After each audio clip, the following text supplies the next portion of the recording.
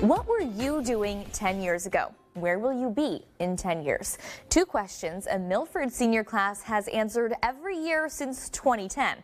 And Matt was ready to revisit a decade later. In 10 years, I'm going to be living on a farm in Wisconsin with 5 children. So I just got a long-awaited update in for my friend Casey. Matt is thanking his 17-year-old self and his high school journalism teacher, Chris Kalinich. In 2014, the pair, along with his journalism class, asked the graduating seniors, where do you see yourself in 10 years? I don't know what possessed him to do it, but the dude's a genius and super creative.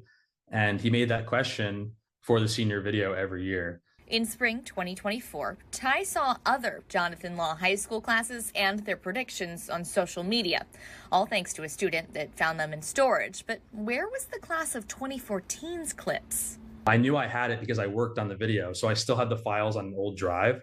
And so I'm the only person who has the copy of the senior video. So I was like, okay, well, I might as well share our video. And the rest was history. A former 2014 classmate found Ty's clips and shared what 10 years later looked like for them. The posts and Ty have taken off from there. I got to follow up with my classmates and sort of make it into this big project that can be regrouped on every decade. These check-ins have collected over 200 million views on Instagram and TikTok, but Ty says he isn't there for the clicks. Around this time, a lot of people are graduating high school and they feel a little bit lost. So like I have my younger followers who I don't know what I want to do. And then they see these other people who thought they knew what they wanted to do.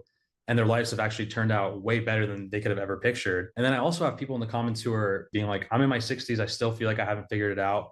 But this is a really inspiring story to hear. This was me at 17 years old saying that my goal was to be a millionaire and a talk show host. And after a decade of working in media, the Jonathan Law High School grad now lives in Austin, Texas. He says he reached his 10-year goal and continues to reinvent himself while sticking to his storytelling roots. All my content sort of revolves under that umbrella of content with substance. I really want people to come to my page and be able to forget about all the other crazy stuff that's happening in the world right now and just come to my page and feel hopeful. Although Ty has passed his 10-year mark, his mission isn't over. He's now recruiting 10-year check-ins for the graduating classes that came after him. And you can follow their stories on his Instagram at MattTheBat.